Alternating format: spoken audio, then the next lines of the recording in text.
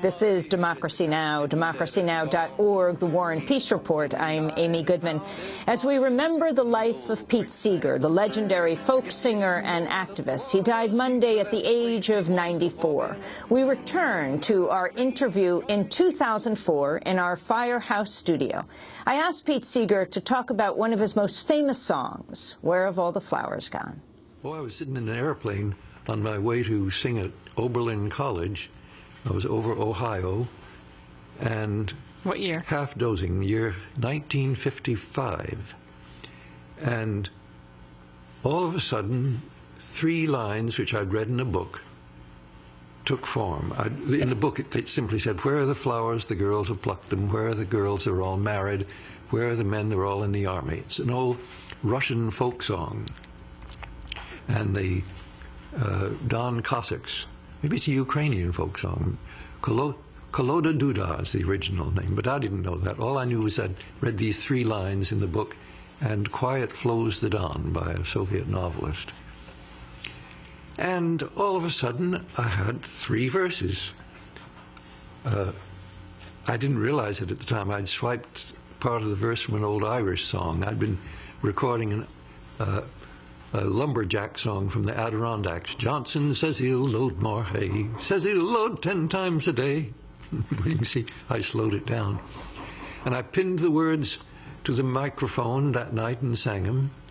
And a few weeks later, I was walking down 48th Street, Manhattan, and stopped in at Folkways Records, said, made up a new song. And Mo Ash propped a mic up in front of me and recorded it, and a few months later is out on another LP.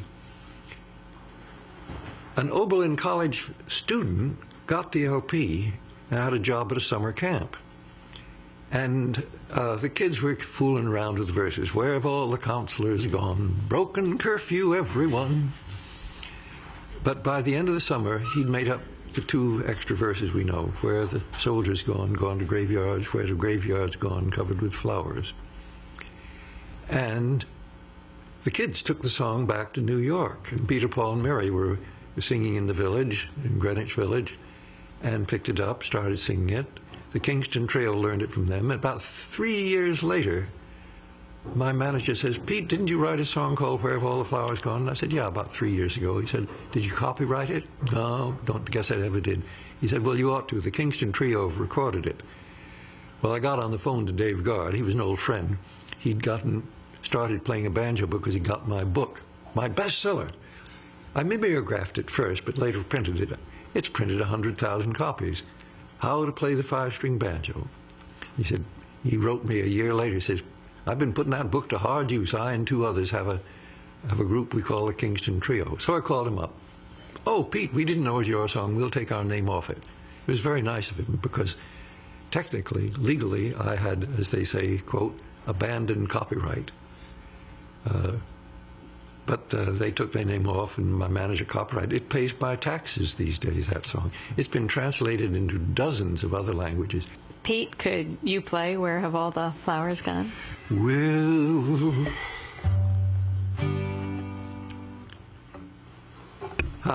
maybe I'll just sing the very, very last verse.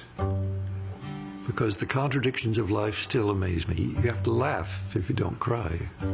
Where have all the graveyards gone? Long time passing. Where have all the graveyards gone? Long time ago. Where have all the graveyards gone? Covered with flowers, everyone. When will we ever learn? When will we ever learn?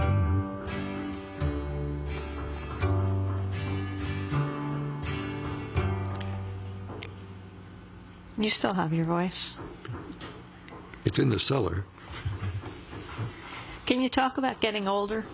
Oh, it's no fun to lose your memory or your hearing or your eyesight, but from my shoulders on down, I'm in better condition than most men my age are. I can go skiing with the family although I stick to the intermediate slopes. I don't try the double diamond.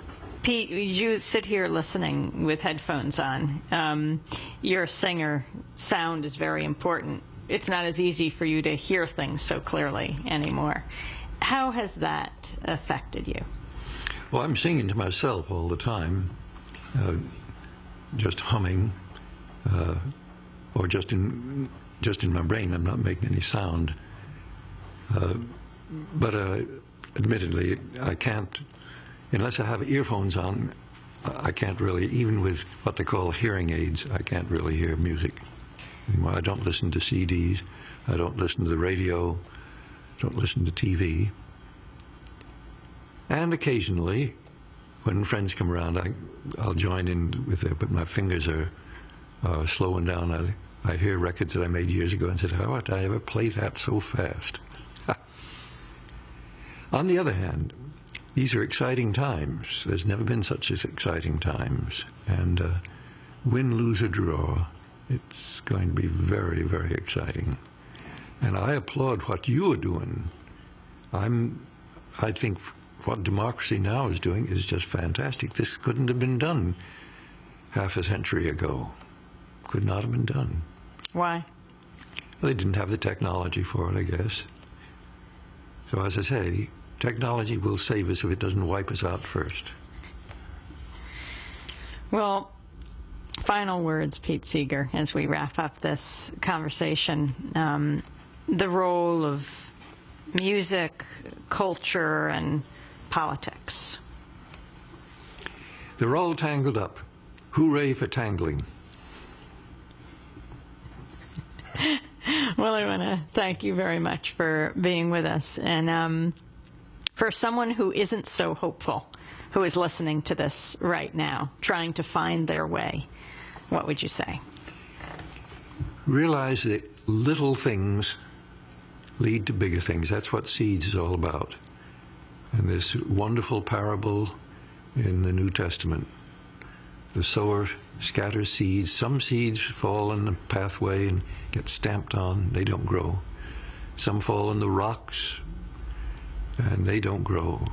But some seeds fall on fallow ground and they grow and multiply 1,000-fold. Who knows where some good little thing that you've done may bring results years later that you never dreamed of. Pete Seeger, speaking in 2004 on Democracy Now! The legendary folk singer and activist died Monday at the age of 94. He last appeared on Democracy Now! In August. He talked about one of his most famous songs. The song, If I Had a Hammer, went all sorts of places that I could never go. And I'm very glad. If I had a hammer in the morning, a hammer in the evening, all over this land, a hammer out danger, hammer out of warning, hammer out love between all of my brothers. Oh, a woman said, make that my brothers and my sisters. Lee says it doesn't roll off the tongue so well, but she insisted. He said, how about all of my siblings? She didn't think that was funny. Oh, over this land. If I had a song. Don't need to sing the whole song. You can sing it to yourself, whether you're driving a car, or washing the dishes, or just singing to your kids. We haven't mentioned children much on this program, but it may be children realizing that you can't live without love, you can't live without fun and laughter, you can't live without friends. And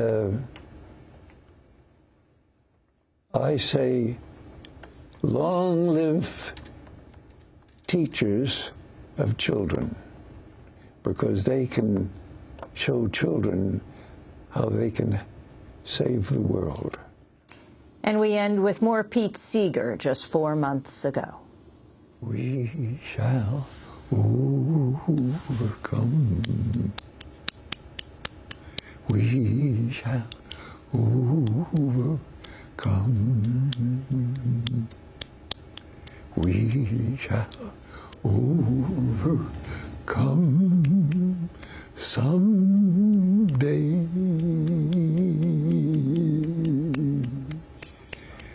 Oh, deep in my heart, I know that I do believe. Oh, we shall. You've been listening to Pete Seeger in his own words and song. He died yesterday, Monday, at the age of 94. For a copy of today's show, go to our website at democracynow.org and go there to watch all of our Pete Seeger shows, including his 90th birthday celebration featuring Bruce Springsteen, Bernice Johnson Reagan, and Joan Baez. That does it for our broadcast.